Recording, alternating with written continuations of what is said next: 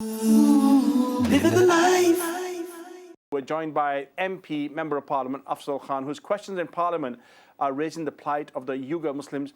And on the 8th of September, Mr. Khan reminded MPs that the nearly 80% of Uyghur Muslim population in China has disappeared. Let's have a look at this clip first. Afzal Khan. Mr. Speaker, nearly 80% of the Uyghur Muslim population has vanished since 2016, either as a result of detainment in concentration camps or forced disappearance. The Bar Human Rights Committee of England and Wales has detailed disturbing covert drone footage showing Uyghur blindfolded and taken onto trains. In light of this, will the Secretary of State outline what steps his departments are taking to hold the Chinese government to account for these heinous crimes? And will he confirm today that the government will call for an impartial international investigation into what is taking place in Xinjiang? Minister. I'd like to thank the honourable gentleman for his question. He's absolutely right to raise it. We have serious concerns about gross human rights violations being perpetrated against Uyghurs and other ethnic minorities in Xinjiang, including the extrajudicial detention of over 1 million Uighur Muslims and other minorities in political re-education camps, as they've been referred to. We are playing a leading role in holding China to account for its widespread violation of human rights. And on the 30th of June, the UK led a joint statement on behalf of 27 other countries at the UN Human Rights Council about the situation in Xinjiang. And the Foreign Secretary, finally, Mr. Speaker, has again raised Xinjiang with his Chinese counterpart, the Foreign. Alhamdulillah. Right, we're joined by Afzal Khan, Member of Parliament. Assalamu alaikum. Walaikum salam. Afzal Bhai, welcome to Living the Life on Islam channel. Look, am I assuming that if it wasn't China, if it was another country, it would be a totally different outlook, not just from Britain, but many governments around the world?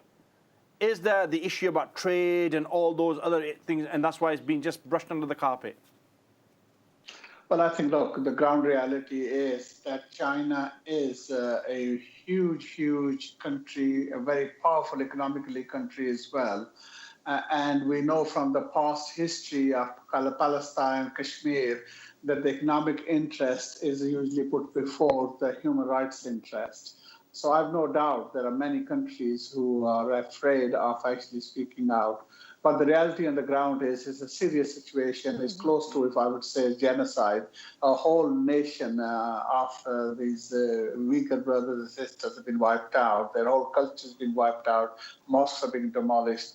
Their whole indoctrination, trying to almost assimilate them so that they lose their culture altogether is taking place before our eyes, and we need to speak up. We have a duty. Of course. Now, the Uyghur population in China, of course, is a Muslim population. And, we talk about the fact that people don't know about what's happening there, but people don't actually know about this population in the first place. Could you just enlighten us a little bit, and for those of us who don't know, a bit background of the population, of this Muslim population in China, and a little bit of the history there? Well, fundamentally, it's part of the Central Asian caucus, you could say, and East Turkestan was the name of that whole region. It actually existed under that name. They had their own leadership as well. And then around 57 and 60, around that sort of period, is the China and communism, which sort of dominated, went in, slaughtered a lot of them, and then took over. And since then, slowly, things are getting worse. But we've seen the last 4 or 5 years, it just has accelerated in what has been happening there. Now, one of the things that you've taken a strategic approach is the Magnitsky Act. Tell us a bit about that. Well, it's a new act which has come through the parliament, and it's supposed to be a new tool which the government could use in particularly angling at the people who are involved. So you don't sort of deal with the whole country as such, but you can sort of focus and target those individuals who are implementing this sort of regimes which are not acceptable behavior. And that can be basically used against any government of those individual key players. And I would like to see this happening now in a number of countries, I would say, in the world where human rights violations are taking place.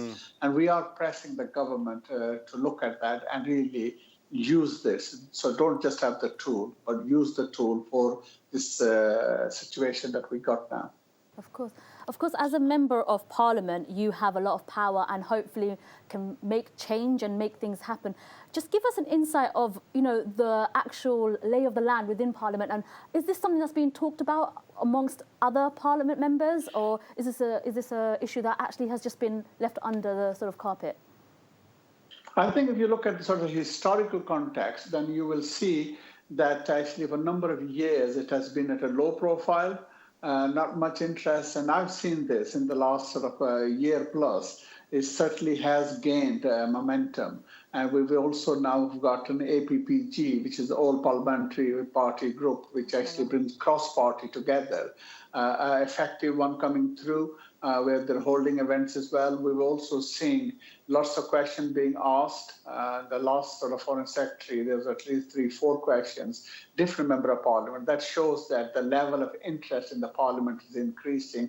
Even today, I was able to ask a further question, and this was linked to the trade, whether or not the government will be linking this trade and human rights. Because we all know that currently the British government is keen trying to do new deals with different countries when we have Brexit from European Union. So one of the questions I asked today was that was linked to cotton.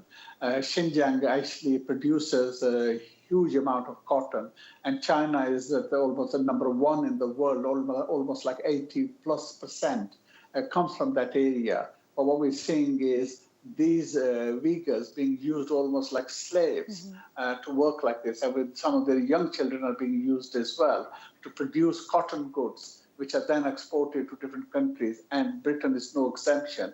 So again, this question was focused on pushing the government to take the human rights more seriously. Don't just look at the trade, but take this into account. I mean, do we have a Uyghur population in Europe, in Britain, that we can refer to and get them to come and work with the communities to champion what's happening and try and really raise the plight of what's going on?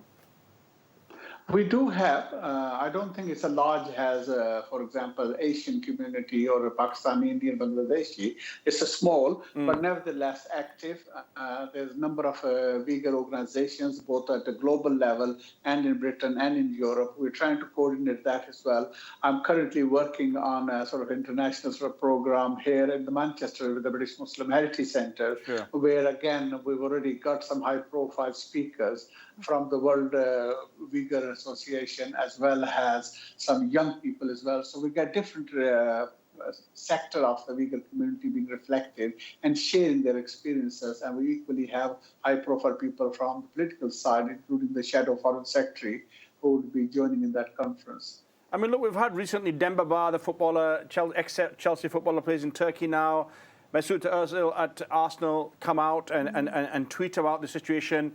Mesut actually got into trouble because of it. Of course, yeah. Demba being in Turkey, I think it was a lot easier for him. Yeah. What is that the kind of thing that's needed, that we need some of the personalities to come out, some of the celebrities to come out, number one, and secondly, we need some of the Muslim countries really to come out and look at Pakistan, for example. We're in, literally on our doorstep. They're building the infrastructure in Pakistan despite what's going on. Why is there not enough being done by Imran and other leaders around the Muslim world? And okay, a couple of celebrities have come out, but we need, what is the strategy that we need to really get everybody on the same page here? Yeah, look, my response would be the number one, we all have a responsibility. We can't sit back just because others are not doing it. So whoever we are, whatever capacity we have a duty to actually raise our voice for those brothers and sisters who are voiceless. And the second point is, these high-profile individuals clearly have media interests.